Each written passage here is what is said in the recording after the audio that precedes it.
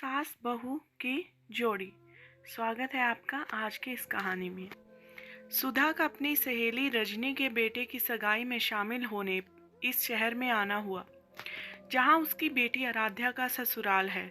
वैसे कोई खास दूरी तो नहीं, बस 2 घंटे का ही सफर था। अभी महीना भी नहीं हुआ उसकी बेटी आराध्या की शादी को, और हफ्ते भर पहले ही तो वो अपने मायके सुधा जी के पास 3 दिन रहकर गई थी।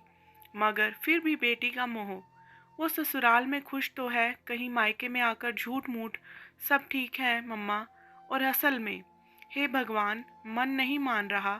तो सोचा 2 घड़ी के लिए आराध्या से मिलती चलूं।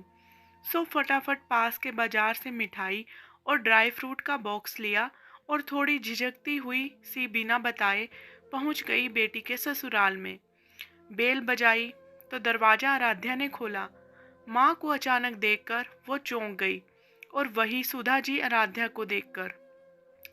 क्या है ये सब आराध्या, अभी शादी को महीना भर नहीं हुआ और ये हुलिया बना रखा है। सुधा वहीं दरवाजे पर खड़ी हुई फुसफुसाते हुए उसे सुनाए जा रही थी कि सामने से आती हुई उसकी समधिन ने हंसते हुए उसे गले लगा लिया और अंदर ले गई। क्या हुआ बहन जी, आप क्यों मेरी बहू की क्लास ले रही हो? शायद उन्होंने सुधा को आराध्या को डांटते हुए सुन लिया था। सुधा थोड़ा झपते हुए बोली, कुछ नहीं बहन जी, बस इसके इस पहनावे पर इसे जरा समझा रही थी। साड़ी सलवार सूट की जगह जीन्स और टी शर्ट। अरे क्या दिक्कत है जीन्स टी शर्ट में, और आपके यहाँ भी तो पहनती थी ना। आराध्या की सास तो जैसे उसकी पैरवी ही करने लगी। सुधा थोड़ा संभलते हुए बोली, जी तब की बात और थी बहन जी, वो उसका मायका है, ये तो इसकी ससुराल है।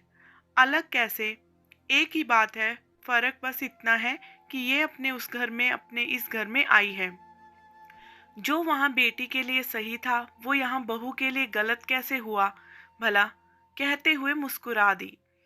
समधिन का जवाब सुनकर सुधा तो जैसे लाजवाब हो गई। जी, कह तो आप सही रही हैं, और अब वह जवाब में क्या बोलती। सही कह रही हूं ना, इसीलिए आपको कोई टेंशन लेने की जरूरत नहीं है।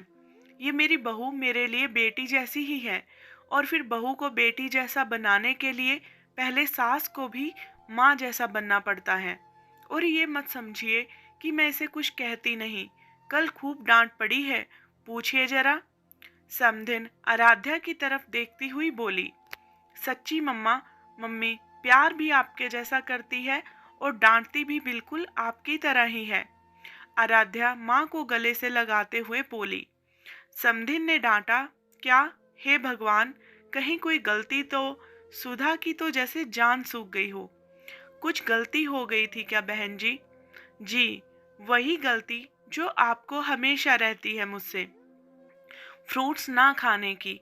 आराध्या ने नाक मुंह सिकोड़ते हुए कहा, हे भगवान, ये कैसी सास बहू की जोड़ी है।